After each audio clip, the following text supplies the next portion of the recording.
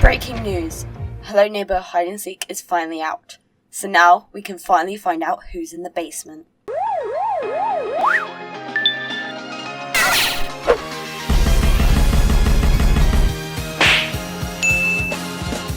Oh, is this a crazy story we got going on? A dead mother causing a family to go into complete turmoil and then leading to the death of another family member? Damn. Spoilers ahead, by the way. If you haven't played or watched a playthrough of the game, and I highly suggest you do that, then come back to this video. I recommend Bijou Mike, by the way. Now, I know you're all bursting to find out who's in the basement at the beginning of the first game. And when I figured it out, I was so proud of myself. Remember, this is not canon, this is my own theory that just seems most likely. First of all, a recap of hide and seek for context. So, throughout the game, we see the neighbours' kids playing crazy weird games of hide and seek, hence the name, with a few cutscenes in between each game, acting as dinner scenes and showing us how much time has passed since each game. The story that the game is portraying is that the neighbours' family moves into their new house and the kids are playing around. Eventually we see that the neighbour and his wife aren't around for a long period of time, which is when they are getting into the car crash. We're shown evidence of this in the trailer and in the previous game as we go through the nightmare stage. The neighbour then comes home and drops to his knees in despair as he tells his kids they no longer have a mother. This is followed by another dinner cutscene in which we see the brother is very agitated and aggressive towards his sister, unlike he was to her in the past. The neighbour grows increasingly depressed as his son grows angrier, taking his sister's favourite toy, which just so happens to look exactly like their mother, and forcing her to play another game of hide and seek. Her last game of hide and seek. The last cutscene we see is of the two of them fighting. As the brother pushes her away, he accidentally pushes her off the high ledge they are on, leading to her inevitable doom below. Also, can I just point out, not cool. Hi, Louise from the future here. Basically, as I was finding clips for this part, or a part before this, I found this whole cutscene. I was going through BG Mike's gameplay, and I found the whole cutscene of the bit where us, the player, we go on the roller coaster and we go through the neighbour's house, and you hear like the sound effects of the kids, the neighbour crying, and then obviously we push his daughter off the roller coaster. I completely forgot about that part. So I'm sorry, I just thought that was really important to add in, that is literally the whole story of Hello Neighbour Hide and Seek, and they put it in the first game, and I completely forgot that happened, so there you go. Also further proof that the cardboard cutout we see inside the big room is his son. We'll get to that part later, don't worry about it, but I'm sorry, my mind is just blown that I completely missed that, so sorry. Well, after that, one thing plagued my mind. What next?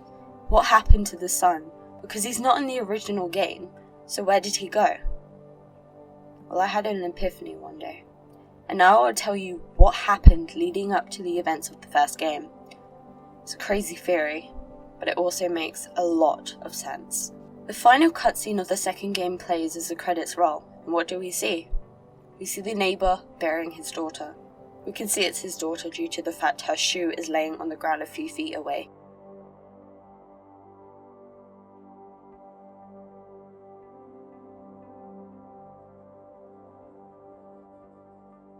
But what about his son? What can he do?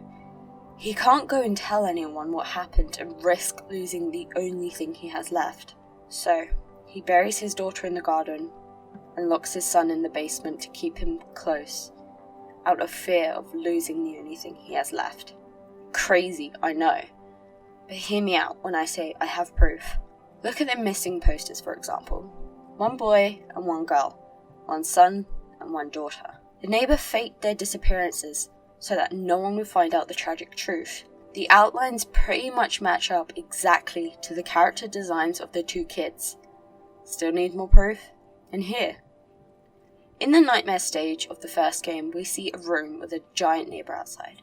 Inside the room is a sleeping bag and a cardboard cutout of a boy with the same design as his son.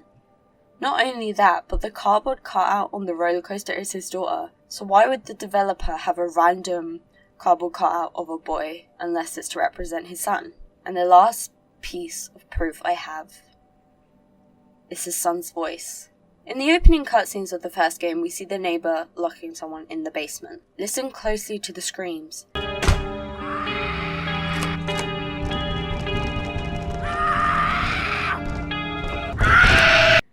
They sound like they're coming from a young boy, an angry young boy.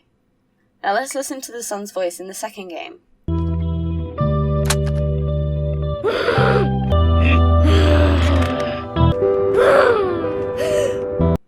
Eerily similar, I know. Well, there you go. The person being locked in the basement is his son. But that doesn't explain why the neighbour then kidnaps us. Actually, it does. He kidnaps us because we find out what, or should I say who, he was hiding. So he locks us up along with his son to prevent us from telling and getting his son taken from him. He might then go on to kidnap others that find out. I'm not so sure on how many people he kidnapped. Was it only us, the player, or others? I'm not completely sure on that one. Either way, over the years, he turns his house into a fortress to keep his son and us from escaping, which is why in Act 2 the house is surrounded by a large fence and many upon many security systems. But even with all that, we escape, and as we walk into our house, we see him start to come after us, only to be stopped by the sound of his son escaping. What can he do except make sure his son is kept close to him? It explains a lot why he stopped chasing us, because if he was just kidnapping random kids, what would be so important to make him stop in his tracks and let us go? Nothing. It's crazy, but it fits so well, doesn't it? My mind was blown when I thought of it. As for the rest of the story, like what happened to the neighbour's house and the shadow monster, not much comes to mind, but let's delve into it to see if we can't get to the bottom of it. When I was researching for the theory of who was in the basement, I found a lot of stuff through the game's main cutscenes. So here's what I've come to believe. In part 3 of the original game, we return to our old home across from the neighbour's house, which is now just a pile of rubble and sticks, being completely burnt down. But why is it burnt down and what happened to the neighbour? My theory is that after we escaped as a child, the neighbour came to a pretty dark decision. He, with his son and himself still inside, burnt down his home so that they could be reunited with his family. Either that or be torn apart forever. I know that sounds crazy and far-fetched, but it makes sense, doesn't it? We never get shown the neighbour being arrested or brought to justice, so maybe he killed himself and his son, not seeing any way out. One piece of evidence that I think supports this again is part 3 of the game. If you fly through the map of the scene in which we are in our apartment about to get a letter, then you will see the neighbour sitting on top of a building watching over our apartment. My theory here is that he's a ghost watching over us because he is riddled with guilt for what he put us through because of his own mistakes. I do need to credit Biju Mike for me forming this idea, since it was his video where I saw him find the neighbour on the rooftop. Now I need to figure out what is the shadow monster. The answer, I don't know. It could be any number of things. A demon. Some people speculated Satan himself. The neighbour's dead wife. The player's PTSD from being kidnapped. We don't know. All of those theories make sense on their own, in certain scenes, but together the pieces don't quite fit. For example, if the shadow monster is the player's PTSD, why do we see it trying to get to the neighbour in one of the final cutscenes? Side note is, in the scene where we see our younger self playing with cars, there is a car that looks a lot like the neighbour's car which our younger self then crashes. Just thought that was a fun little thing I noticed. Anyway, that's all I've got. It's funny I managed to figure out this whole theory just from one thought of the neighbour hiding his son in the basement. There's one last thing I want to talk about though, the crows. Many of us are questioning the use of the crows throughout these games. Crows are used to represent bad omens or bad news. So my best guess is that they are used to represent the darkness of the story being told to us. I'm not sure if it goes any deeper than that. Or I could be completely wrong about the crows and everything else. But what do you think? Let me know in the comments. Am I right or wrong? Did I leave anything out? Let me know.